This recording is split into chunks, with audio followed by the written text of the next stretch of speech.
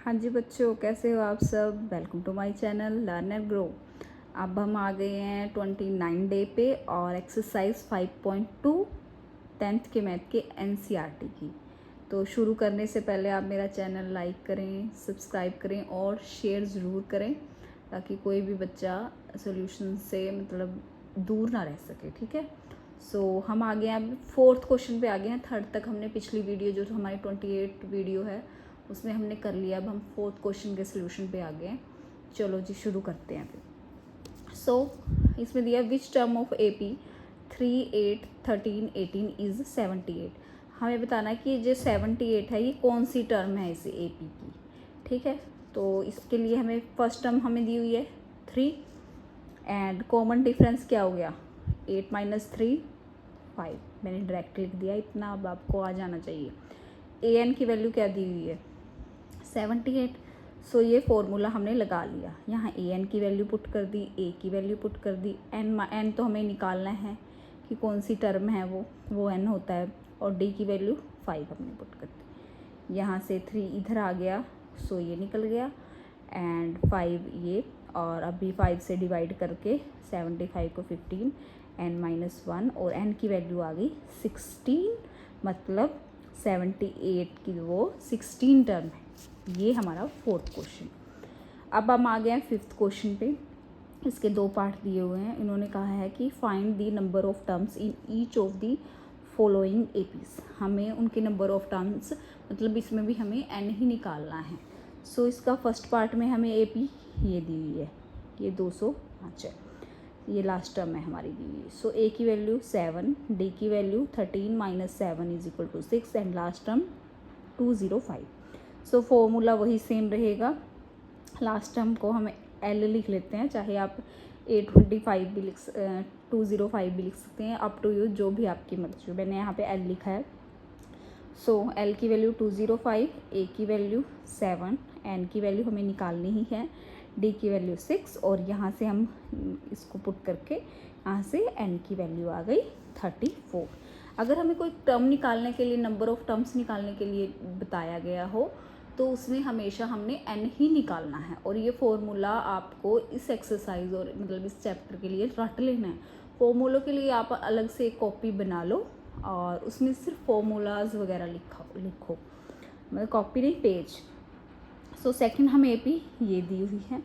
इसमें A की value 18 है और D की वैल्यू 15, इसमें से 15 हाफ है ना, इसमें से 18 माइनस किया तो -2.5 आ गई। ये मैंने पॉइंटों में लिख लिया है, हाफ को पॉइंट में लिख सकते हैं ना।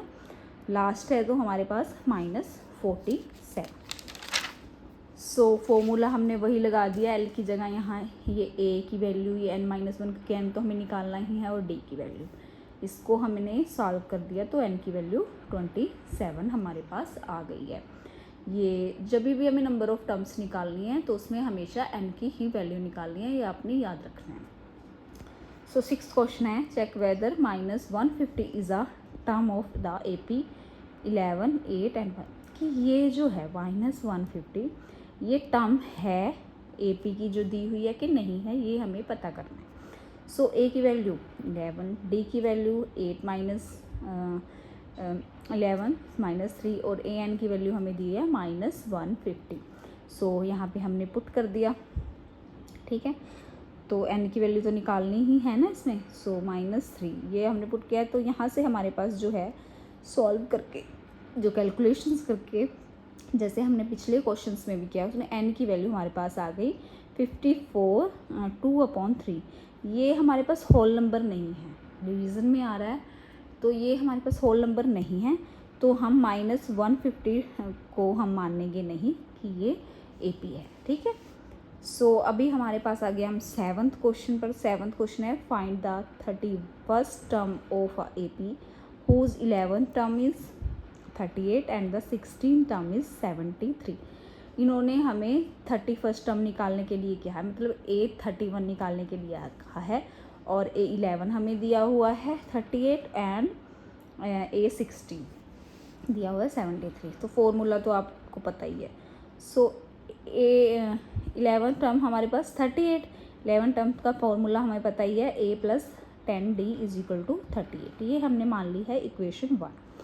और 16 टर्म हमें दी हुआ है 73, तो इसका फॉर्मूला क्या है हमारे पास, a + 15d = 73। सो इसको इसमें से सब्ट्रैक्ट कर देते हैं। पहले भी हमने किया ना, जो पहले मेथड सब्स्टिट्यूट मेथड में हम करते थे, सब्ट्रैक्ट करते थे, फैक्टराइजेशन मेथड हमने किए हैं, उसी हिसाब से इसमें भी इस इक्वेशन में से इसको हमने माइनस कर दिया। यहाँ से माइनस करने के बाद हमारे पास d की वैल्यू आ गई। अब जो ये d की वैल्यू है ये हम इक्वेशन 1 में पुट कर देंगे। सो इक्वेशन 1 में हमने d की वैल्यू पुट की, तो यहाँ से हमारे पास आ गई a की वैल्यू, राइट। सो a की वैल्यू आ गई, तो अब हम 31 टर्म आराम से निकाल सकते हैं, क्योंकि हमारे पास a की वैल्यू भी आ चुकी है और हमारे पास d की वैल्यू भी आ चुकी है। सो 31 का जो है टर्म का, उसका formula a + 30d। So a की वैल्यू यहाँ पे पुट कर दी और d की वैल्यू पुट कर दी, तो हमारे पास a 31 की वैल्यू आ गई 178। सो आज हमने यही क्वेश्चन करने थे 7 तक। कल हम जो 30 डे पे, मुझे यकीन ही नहीं हो रहा कि मैं 30 वीडियो लगातार डाल चुकी हूँ, 30 डेज़ मेरे को हो गए हैं। और प्लीज़ आप मुझे लाइक करें, सब्सक्राइब करें एंड शेयर करें इस चैनल को, ताकि ज़्यादा से ज़्यादा बच्चे फ्री में जो हैं वो, उनको ट्यूशन की ज़रूरत ना पड़े और वो इसका लाभ उठा सकें। Thank you so much.